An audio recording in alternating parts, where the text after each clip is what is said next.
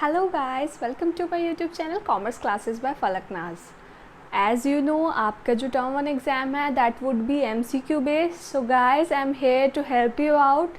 I'm gonna teach you most important MCQ question of money and banking, and so that you'll get the idea. So you can practice more and more. So take out your notes and start giving this test. और identify करिए आपको कितना आता है. So let's start our revision, guys. Our first question is money supply is a concept. Money supply कैसा concept है? Answer it guys. ये stock concept है या फिर कोई और concept है? So money supply answer would be money supply is a stock concept. Understood? I hope आप सबने यही आंसर दिया होगा. Before moving ahead I would like to tell you कि इसी तरह से आपके क्वेश्चन पेपर आने वाले हैं टर्म 1 एग्ज़ाम में, और आप इसी तरह से और चैप्टर्स की भी प्रैक्टिस करेंगे, और जो मैं आपको एमसीक्यू क्वेश्चन करा रही हूँ वो सब आप प्रिपेयर करेंगे. आई होप गाइस आपको ये सब समझ आए और आप अच्छे से प्रिपेयर करें.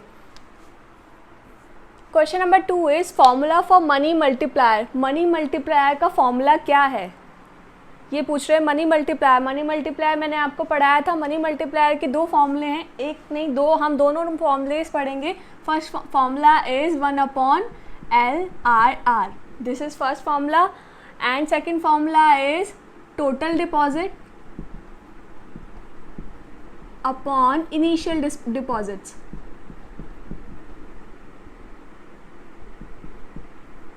डिपॉजिट को मैंने शॉर्ट में डीपी लिख दिया, ठीक है. अंडरस्टूड. तो दो फॉर्मूलाज हैं हमारे पास. पहला है मनी मल्टीप्लायर का 1/LRR legal reserve ratio, and second one is total deposit upon initial deposits.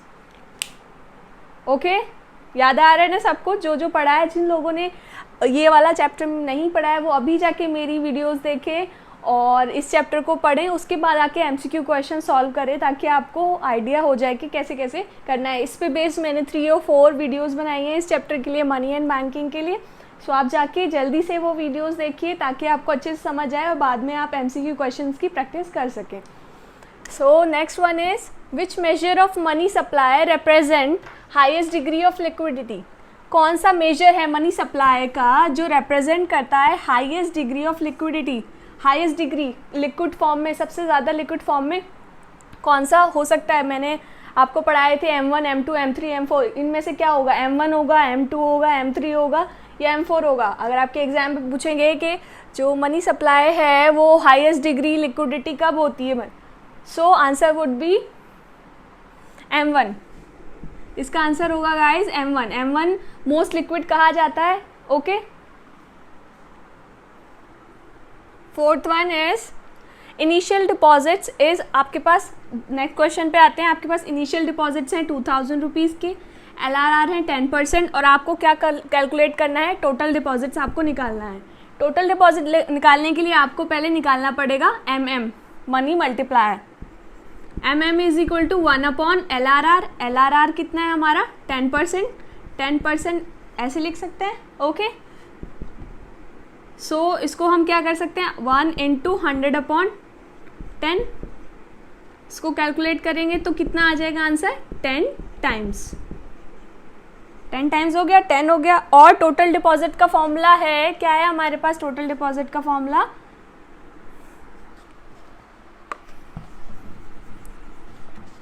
Total deposit का फॉर्मूला है हमारे पास ये वाला, इस फॉर्मूले से लेंगे. सो हमारे पास MM है. MM कितना है हमारे पास? 10. टोटल डिपॉजिट्स हमको निकालने हैं, that is what we have to find out. And initial deposit हमको गिवन है. इनिशियल डिपॉजिट हमको कितने गिवन है गाइस? 2000. ओके. सो इस तरह से ये क्रॉस मल्टीप्लिकेशन हो जाएगी. सो हमारे पास जो टोटल डिपॉजिट्स आएंगे वो 20,000 के आ जाएंगे. Okay, this is the answer.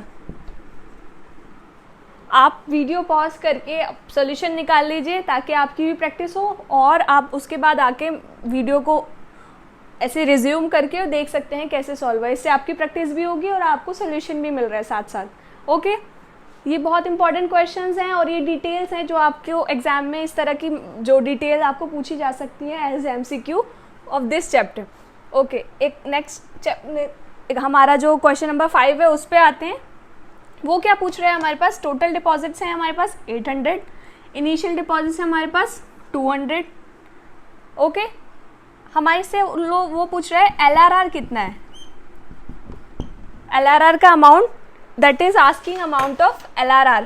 LRR निकालने के लिए हमें पता है फॉर्मूला क्या था, MM is equal to 1/LRR। इस तरह से हम निकाल लेंगे। और MM का फॉर्मूला, एक और फॉर्मूला क्या था, total deposits upon initial deposits. हमारे पास ये दोनों वैल्यू हैं तो हम क्या कर लेंगे, MM निकालेंगे इजीली। MM का कैसे निकलेगा, 800 अपॉन 200, इजी, वेरी इजी। 0 से 0 गई, 0 से 0 गई, 2 4 जा, कितना हो गया MM हमारा, 4 टाइम्स। 4 टाइम्स हो गया गाइस, ये यहाँ तक है, 4 टाइम्स हो गया। इस तरह से वैल्यू पुट करेंगे। अब क्या करेंगे, 4 टाइम्स जो है ये यहाँ पे वैल्यू पे पुट करेंगे। MM कितना हो गया, 4 टाइम्स हो गया, is equal to 1/LRR। LRR that is what we have to find out.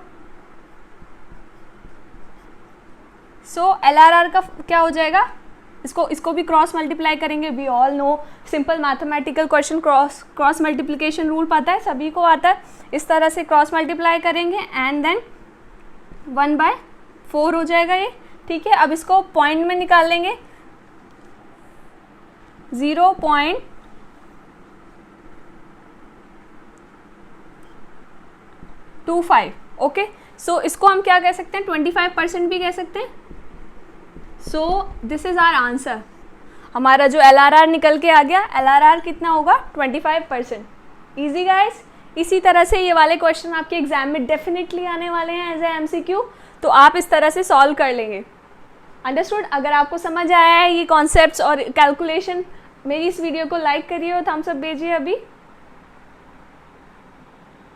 Okay, all right, now let's move to next question. Central bank dash credit. Central bank क्या करता है, credit को control करता है। Option A control करता है, option B form करता है, ऑप्शन सी डिस्ट्रीब्यूट करता है, या ऑप्शन डी नन। क्या करता है, answer is control. Central bank control the credit. Okay, central bank credit को कंट्रोल करता है। क्वेश्चन नंबर 7 पे आते हैं। Minimum percentage of deposit to be kept with RBI। एक मिनिमम परसेंटेज है डिपॉजिट का जो RBI के पास रखा जाता है बाय कमर्शियल बैंक्स द्वारा, उसको क्या कहते हैं, इज नोन एज। एक परसेंटेज ऑफ डिपॉजिट होता है जो RBI के पास रखा जाता है कमर्शियल बैंक्स द्वारा, उसको क्या कहते हैं। आपके ऑप्शंस है CRR, SLR, OMO, open market operations, या मार्जिन रिक्वायरमेंट या margin.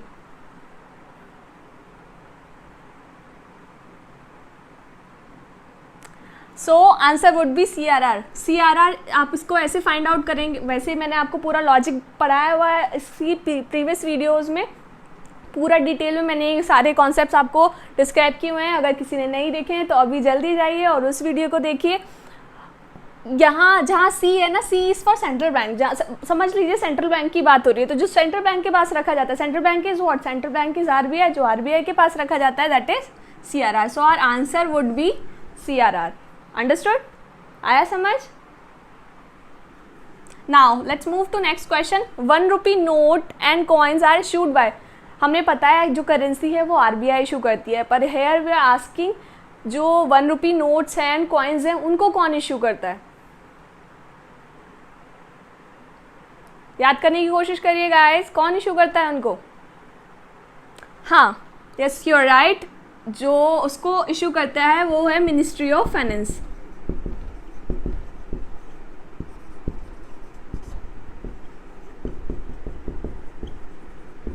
Ministry of finance issue करती है 1 rupee notes and coins. Understood guys. अच्छा, आइए अब नेक्स्ट क्वेश्चन की तरफ जाते हैं। Next question number 9 is buying and selling of securities to और फ्रॉम पब्लिक इज।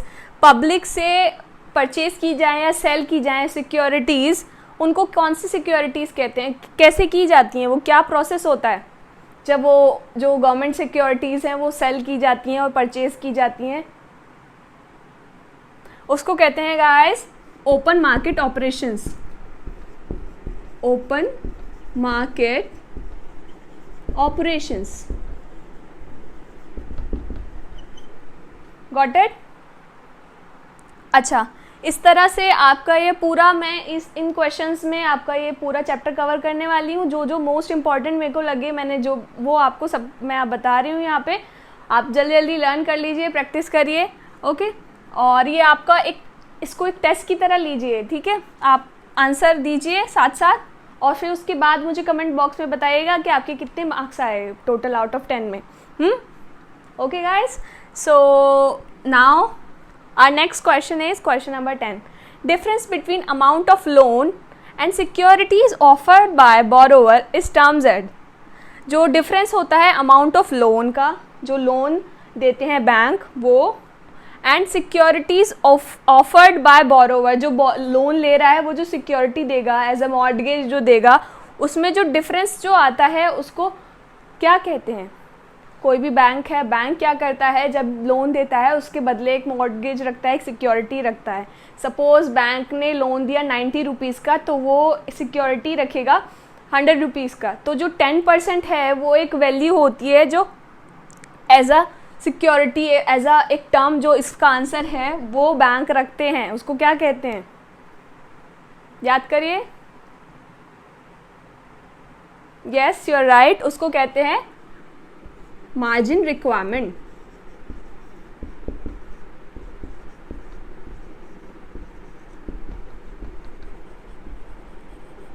वो जो 10 रुपीज़ का जो मार्जिन आ रहा है ना, उसको मार्जिन रिक्वायरमेंट कहते हैं। अंडरस्टूड? सो आई होप आपको ये सारा कुछ समझ आया हो। So guys, these are most important questions, और मैं आपको MCQ के और क्वेश्चंस लेके आने वाली हूँ, गवर्नमेंट बजट चैप्टर के और बैलेंस ऑफ पेमेंट चैप्टर के। हम आपके टर्म 1 से पहले वो भी प्रैक्टिस करेंगे। Stay connected with me, do like and share my videos and you know study well, pull up your socks, it's high time, revision revision revision, and हम लोग को 40 out of 40 marks लेके आने हैं। So start preparing. Thank you guys. So this is it for today's video. To learn more you can subscribe to my channel Commerce Classes by Falak Naz. You can also follow me on my Instagram page and Twitter page. उसका link मैं आपको बाद में देने वाली हूँ। Okay guys, keep learning commerce. Thank you.